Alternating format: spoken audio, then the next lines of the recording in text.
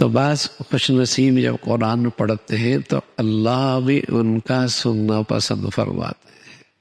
اللہ سنتے ہیں. کتنا پسند آتا ہے اللہ قرآن سنو. اللہ کا کلام ہے. یہ حقیقت میں اللہ سے کلام ہے. اللہ سے باتیں ہیں. اللہ سے باتیں.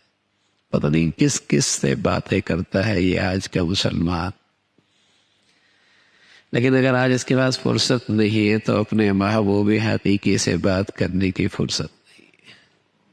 اس محسن سے، اس کریم سے، اس داتا سے، اس مہربان سے، اس سے بات کرنے کے لیے اس کے پاس وقت نہیں ہے. تو اللہ کا کلام، اللہ سے کلام کا مقام ہے. اللہ سے باتیں ہیں مزے لے لے کر، اللہ کی عظمت کے ساتھ، اللہ کی محبت کے ساتھ، ادب کے ساتھ احترام کے ساتھ. قرآن کی تلاوت اللہ سے کلام کی طرح ہے.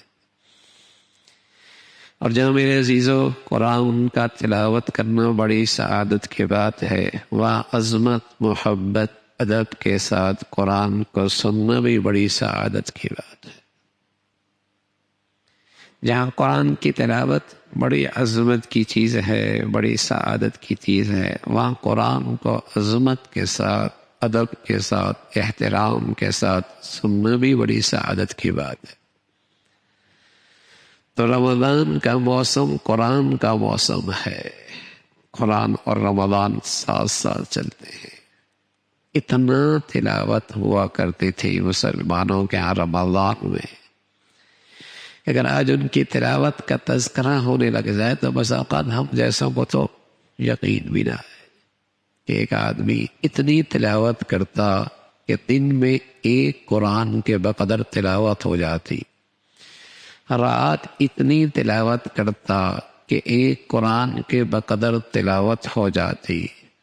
تو روزانہ 2 قرآن، 30 دنوں میں 60 قرآن ایک تراویح میں پڑھتا. 61 قرآن ایک رمضان میں پڑھ لیا کرتا تھا.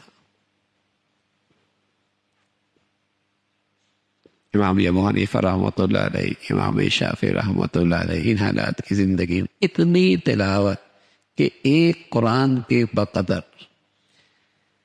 مثلا ایک آدمی نے ایک تلاوت رات کو قرآن تراویح میں پڑھنا ہے تو اس کو اتنی بار پڑھتا کہ ایک قرآن کے بقدر تلاوت ہو جاتی. حضرت شیخ الحدیث مولانا زکریا رحمۃ اللہ علیہ فرمایا کرتے تھے، جو رات کو میں نے منزل پڑھنی ہوتی تھی میں اس کو 31 مرتبہ پڑھتا تھا.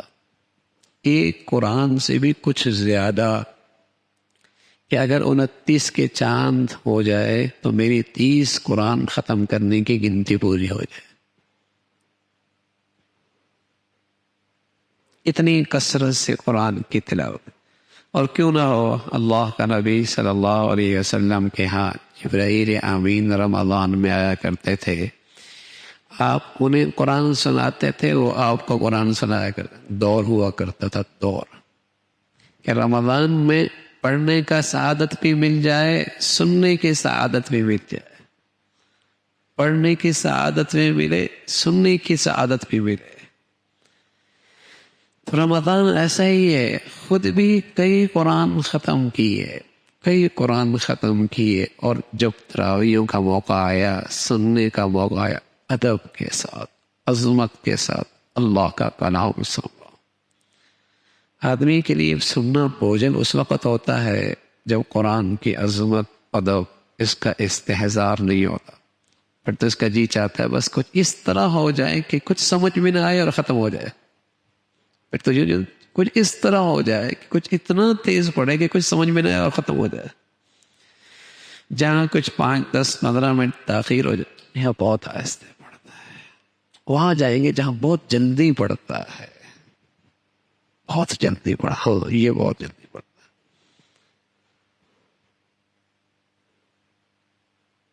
تو جب آدمی عظمت، ادب سے خالی ہو جاتا ہے تو پھر اس کے لیے تو سننا ہی مشکل ہوتا ہے. اللہ کا نبی صلی اللہ علیہ وسلم کے بارے میں آتا ہے، یتورمت قدما، پاؤں پہ ورم آ جایا کرتے تھے، اتنا طویل قیام کرتے تھے، پاؤں پہ ورم آ جاتے تھے. بتاؤ کتنا لمبا قیام ہوتا ہوگا. پاؤں پہ ورم ایسے ہی تو نہیں آتا.